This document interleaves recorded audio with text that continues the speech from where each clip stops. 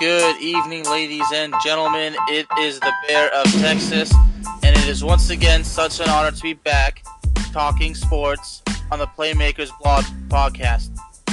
Unfortunately, this week, there is no NBA talk, because as we know, the NBA is suspended, and by God, I am praying not canceled. Although at this point, I really do not know what to believe. Now, my talk today is how this whole coronavirus is affecting sports. And I'm going to explain to you guys how it affects sports. But it's not just the sports themselves that it affects. It affects us sports writers. Because when us sports writers, when we make our living, we do what we love to do, talking and writing about sports, and then the sports all of a sudden cease, well, that makes things really difficult. Now, obviously, I'm not saying it's not to the point where there are no stories to be told. I mean, of course, in sports journalism and journalism overall, there's always a story. However, my point is, when we can't watch sports, that fucking sucks. Because we're bored to death, we're shedding tears, we're in complete boredom, and it comes to the point where we get driven absolutely crazy. And personally, the Bear of Texas, I'm probably on the verge of going absolutely insane. But I'm doing my best to make sure I don't lose my damn mind. So let me get right to it. Let me go ahead and explain how this affects sports. Well, let me go over everything first. The NBA is suspended. The NHL is suspended. MLS is suspended. Just name a few. Now, in Europe, soccer is suspended. I'm not just talking about the Premier League. I'm not just talking about the domestic leagues. I'm talking about the Champions League and the Europa League. Suspended until further notice, but in my case, I have absolutely no idea when it's going to end. And my gut tells me that it won't be for a long time because this morning, the news just got worse in my case. Euro 2020 is not happening this summer. As a matter of fact, it just got postponed till next summer. And this creates a bit of a conflict, which is something else I should talk about, because next summer is the women's Euro, the women's European Championship is supposed to take place, and I believe it's going to take place around the same time as the men's. So one way this affects the coronavirus affects sports, well, it causes serious conflicts because the rescheduling process is not a simple task. It's not like you just go and say, okay, let's just schedule on this day. You have to look at what's already scheduled. You have to say that you have to move the schedule around based on what's already scheduled is nothing but a major understatement. And the worst part is, now to my friend Darnell, this is really good. This really has hurt him the most since he's a basketball expert. March Madness is canceled. The men and women's. Now, in my case, it hurts too because I wanted to participate in March Madness. I wanted to watch it religiously, not just to watch it for fun, but to learn, for experience, to actually, because in my sports writing career, folks, I never really got into college basketball, but I was hoping this year would be the year where I can actually sit back, relax, talk about it, watch the game, and just learn to enjoy it. Now, don't get me wrong, I do like college basketball. I'm just not into it. Like, I'm not into it religiously. I'm not on the level of Darnell. Let me put it that way. Bottom line is, with all these sports being canceled, it absolutely sucks because once again, even though I'm trying not to let this happen, it's driving me insane. So let me go and start explaining. So how does the coronavirus affect sports? Well, obviously the suspensions and cancellations, it's going to cause a financial impact, a huge negative financial impact, but not just on the teams, but also on the fans. Because think about all the fans who paid money to go to the games, to travel and everything. March Madness, for example, the fans who purchased tickets and to the game, the plane tickets, the hotels.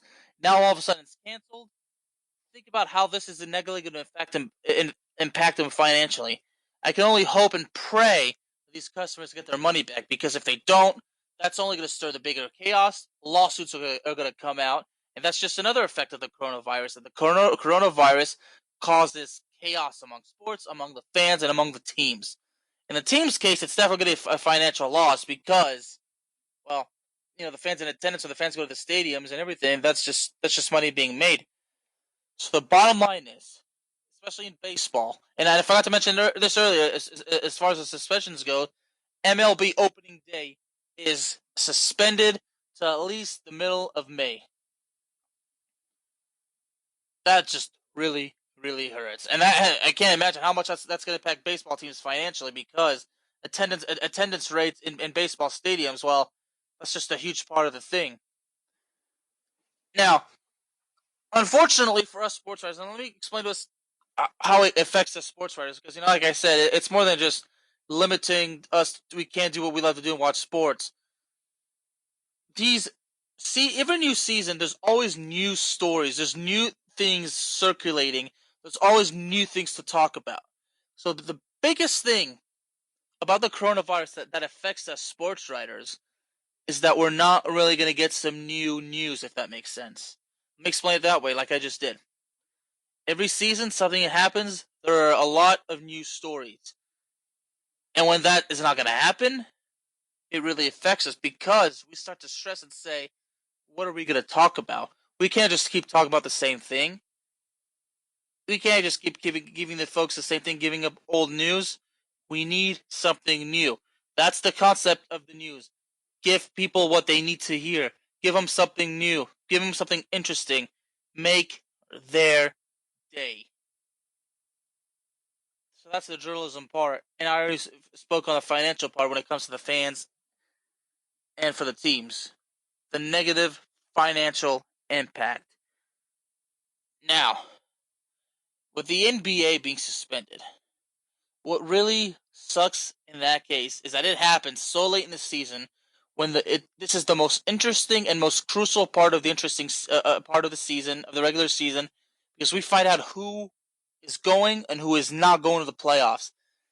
In my case, the Dallas Mavericks were definitely closing in on clinching a playoff spot, and I was excited for it. But on the bright side, I guess it's safe to say that at least before the suspension took place, the Dallas Mavericks did end up beating the Denver Nuggets with a very convincing score. Because and the Mavericks, with getting win number 40, and I haven't seen that in quite a long time. Now, as far as hockey goes, it's the same thing because we're entering the most crucial part of the season. Now, as far as my stars go about playing into the playoffs, well, it was definitely a shot in the dark. But the bottom line is, I could not watch hockey because I'm the kind of fan. No matter how bad a team is doing, I watch the games. But it's not just as a fan, it's as a sports writer because I want to watch the game so I can get my scoops. A lot of you folks who know me, the Bear of Texas, if you read my articles based on how games went, like when I do a game that is basically sounding like a recap, I don't just write a simple recap. I'll do things like 3 takes on this game, and if you see how I write, I'll put facts. I'll put records that are made. I'll describe the game from a certain perspective, but I won't do it the same way that SportsCenter does. I do things the way a sports writer does. I just put the facts and I tell it like it is. Of course, I'll have a habit of perhaps pouring some emotion, explaining that this should have happened and not this.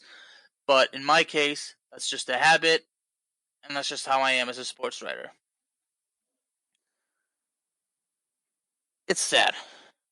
I'm not going to sugarcoat this, folks. It's really sad that the coronavirus just had to ruin things. And right now, with all these players, all of a sudden being affected, like Rudy Gobert being the first one, and then Donovan Mitchell, and I think I think another player, several other players might have been infected too.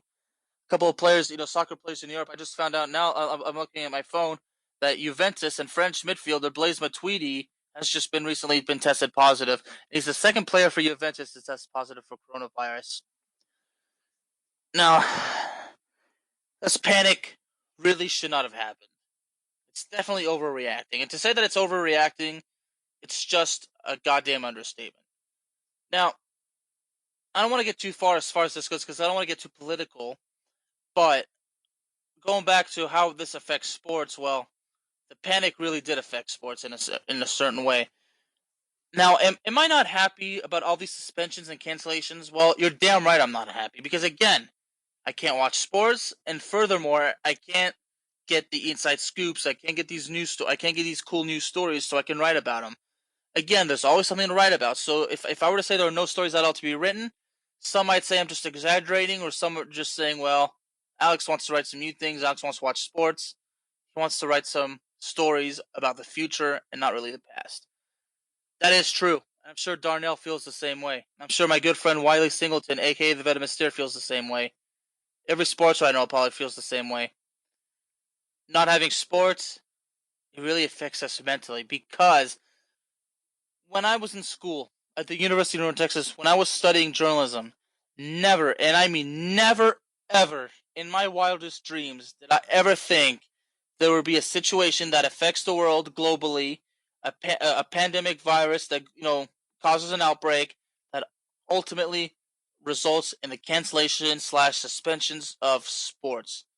If I were to say I knew this would happen one day, folks, I'd be the biggest and stupidest liar you have ever seen in your life. That's why I'm not sugarcoating it. This sucks. The most important thing, now, I've already spoken about this affects sports financially, but it also affects the sports writers as well, story-wise. But otherwise, this is going to be historic, because this will not be forgotten. The day that sports were suspended because of an illness virus that circulated in the air that affected all over the world, it caused a media panic crisis.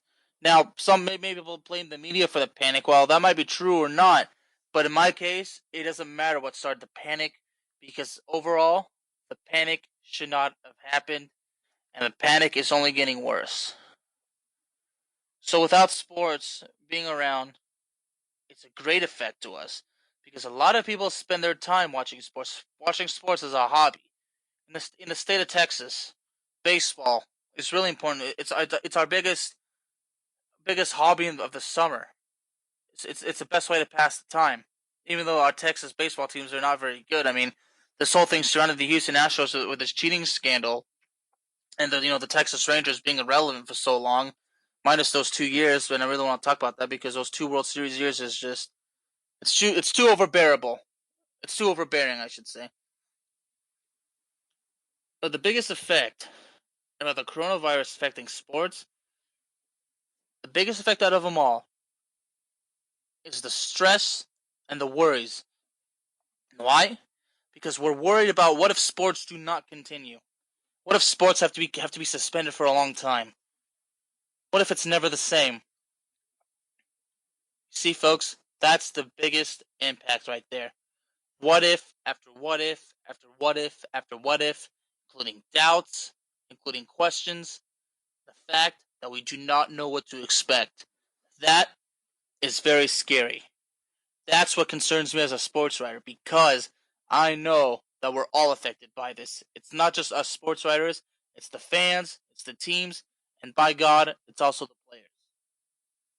However, while the whole situation absolutely sucks, all we can do is sit back, pray, and be patient and ride it out. Again, this totally sucks, but in our case, whining and complaining about it does not help. Makes our situation even more stressful.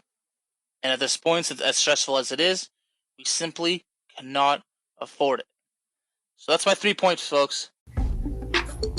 Hey, this is Darnell, the Playmaker Says. I want to take a moment to thank you guys for listening to us at the Playmakers podcast. Just to let you know, if you're listening to us on iTunes, Apple Podcasts, why don't you go ahead and leave us a review. Tell us what you think of the episodes that you listen to, what you think of the podcast in general. If you listen to, Anchor, Spotify, Google Podcasts, iHeartRadio, Radio Public, Castbox, or any other platforms that we're on, follow us. Download the episodes, let us know any kind of way that you want to let us know, whether it's on our Facebook page, the Playmakers Blog Podcast, or on my Twitter page at Playmakers Stuff. Just let us know, because we enjoy interacting with you guys, and we want to show our appreciation. So follow us, like us, let us know how we're doing. And thank you for listening to the Playmakers Blog Podcast.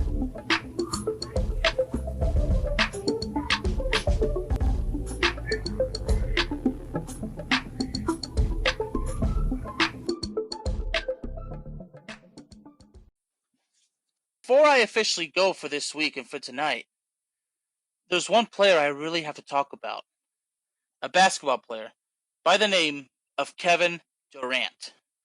You see, I recently, maybe about an hour ago, I learned that he has been tested positive for the coronavirus. Well, that's extremely terrible. And Kevin, my prayers are with you. I don't want anybody being affected by this virus because I know how painful the virus is. I mean, despite the fact, everybody's simply recovering, to suffer from such a terrible illness, it's just very uncomfortable. Now, as I talked about how the coronavirus affects sports, I want to talk about how this virus affects Kevin Durant. As we all know, Kevin Durant has spent the season recuperating from an injury. He left the Golden State Warriors to join the Brooklyn Nets. During his time with the Golden State Warriors, winning two NBA championships. Shortly, he signed with the Brooklyn Nets, and then we all know, the injury took place. I believe he suffered the Achilles tendon injury. The injury was just so bad. I mean, he hasn't even played this year. It's just been brutal. But not only he's one out of actually three other players of the Brooklyn Nets tested positive for the coronavirus. Several other NBA players. I mean, started out with Rudy Gobert and then Donovan Mitchell, and now it's Kevin Durant along with several more players. I mean, I can't imagine. I mean, it's difficult, but it wouldn't be surprising if another player became tested positive soon. However, I'm hoping that it doesn't happen. But if whoever gets infected by it, just keep in mind, my prayers are with everybody, because I can't tell you how bad I want this whole ordeal to end. Because quite frankly, I'm sick of it. I really want sports back. But specifically talking about Kevin, this really hurts because as he was recuperating this season, I was hoping that he would recuperate just in time so he could be selected to represent his country at this coming Olympic Games that will be played in Japan. 4 years ago, Kevin Durant played a huge role in allowing Team USA to bring home the gold. And I know damn sure that this year he can perhaps do it again. Of course, it's as long as he's healthy and he's good to go. Now my prayers could not be more for Kevin Durant. I can't tell y'all how bad I want him to play for the Olympics. I want to watch him play because personally, I enjoy it. Okay, and I'm not just talking about his days, his early days with the Oklahoma City Thunder, because this is the most surprising part. I remember in the first part of this episode, I told y'all I was not big into college basketball. Well, there was a time when I was a teenager when I was actually sort of into college basketball, and that's when Kevin Durant played for the Texas Longhorns. Now the season the season went well. They were the fourth seed in the NCAA tournament. They won the first round match, which was against I think it was New Mexico State. But unfortunately, we lost to USC in the second round. Even though Kevin Durant had that 30-point performance, but he would go on to be the National Player of the Year. He won the John R. Wooden Award, the Naismith College Player of the Year Award, and many other awards and honors, and that made him the first true freshman in NCAA college basketball history to win any of the National Player of the Year awards. That was absolutely amazing. So that's one particular season. It was like the only time I actually watched a full season of college basketball. Watching Kevin Durant play was an absolute thriller. And if I was in college during that time, I would not have been writing articles about this, but I swear I'd probably be a college basketball fanatic by now. Now, unfortunately, it was just one season, because following the season he declared for the NBA draft, and as we know, that the Texas Longhorns did go on to retire his number 35 jersey, but it was just a great experience watching him play. But what I really love about watching him, watching him play for the Olympics, he's already won 2 gold medals. That's why I want him to play again, because he's got experience, he's got the mentality, and most of all, he's got the skills and the talent. I know damn well he is more than capable of stepping on the court in the uniform representing his country, to play alongside LeBron James, to go out there and win another gold medal, and to do it in the honor of none other than Kobe Bryant. Because I can't tell you, I mean, this might sound a little funny or corny to say, but I know that Kevin Durant would love nothing more than to win another gold medal and to dedicate it to Kobe Bryant. But not only Kevin Durant, but the entire U.S. men's basketball team. So that's where I wrap it up. So another way to say how this affects sports, well, it affects the players because these players being ill, it's just not a very pretty sight. And I cannot help but pray that them, and along with everybody who's infected, to get well soon. We're all affected by it in some way. We have to be strong. Now, as I wrap it up, I only hope Kevin Durant gets well soon, because I am becoming more and more excited to know that basketball will come back, and when it comes back, I will love basketball no different than I have before. Actually, no, I take that back. I will love basketball more than I ever have in my entire life, and I will never be more excited to see Kevin Durant play again. The impact of the coronavirus. Number one, it's negative financial impact. Number two, it's the lack of it takes away all the excitement and the upcoming stories for us sports writers. And number three, it's the stress and worry about whether or not this is going to continue or not, because we all want to know when it comes to an end. And honestly, we don't know. But despite some of these stories saying this may end soon, that there's a vaccine and whatnot, I don't know what to believe. Nobody knows what to believe. And that's overall the third biggest impact. Not knowing what to expect, not knowing anything, just wondering and waiting, asking questions, and not getting the answer that we are truly looking for. That wraps up my segment about how the coronavirus affects sports. And honestly, basically, if you listen to me today, you can tell from my tone that I'm really affected by this. We all are. Folks, my prayers are with everybody. Everybody, please stay safe. Let's all write this out together. Let's all pray for each other. Folks, we got this. Y'all hang tight. We're all going to get through this. God be with you. You all have a good night. I'll see y'all next time.